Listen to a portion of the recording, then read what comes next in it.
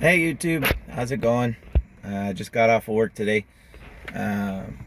Yesterday, my wife was taking the Jeep to get registered, and she had to stop and get a smog check, and check engine light came on. So I'm thinking this is going to be more headaches, more problems, but it was something simple, and I'll show you guys what that looks like real quick. I thought I'd make a quick video. So this is the code right here that we got. If you can read that. It's the evaporative systems leak detected. So usually, first thing you do when this shows up is replace the gas cap. I've got the old gas cap here, you can see that there's a rubber O-ring in there, and they're all designed a little differently. But basically, these things are designed to breathe at a certain amount of pressure and all that, and they can wear out, and that'll cause that code to come up, evaporative emissions, all that. So I replaced the gas cap. That's like $10. I replaced the radiator cap while I was at it because I was in a cap replacing mood, and radiator cap's just a good idea when you do the coolant. And I started going back in my mind. Basically, if it's not the gas cap, then it's going to be a vacuum tube or the evap canister. But usually it's going to be some tube that's disconnected. So I started going back mentally, and that led me to right here under the driver's side, where I recently messed with the transfer case cable. I've still got to fix that. I'll make a video about it.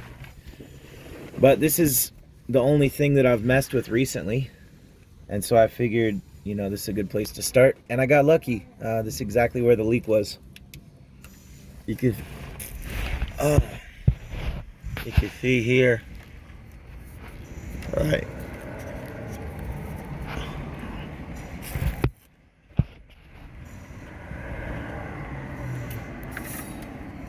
That's the vacuum tube right there. And it was being held together by this piece of rubber, and as you can see, that's it's all rotted. So I'm gonna just do a temporary fix. I know there's probably a correct way to do this. I'm just gonna put some shrink wrap on there for electrical wire, and that'll get me past the inspection. I'm not too concerned about it otherwise. If it comes back on, I'll fix it properly, but I don't have time for that right now. Basically, you want to start with the smallest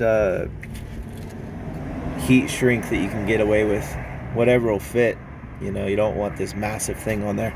And then my other quick tip for you guys is use a heat gun. These are really cheap. You can get it at Harbor Freight for like 20 bucks, I think. And a lot of people use lighters on shrink wrap, on electrical and that kind of thing, and it tends to like bubble it up and heats it up unevenly, makes it too hard, and it burns it. It's much better to just get a heat gun if you're going to be doing a lot of shrink wrap. It's nice to have around.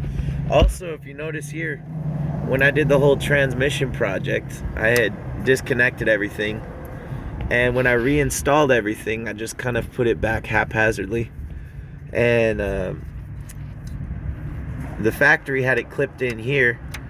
You can see that clip. It's broken now. They had it clipped in there for a reason, don't be lazy, because if I hadn't noticed this could have become a problem. It started wearing through the fuel line, and thankfully it only it's braided metal, so it didn't cause any damage that I can tell. But it would have. Don't be lazy. Try to pay attention to what the OEM is doing, and figure out why.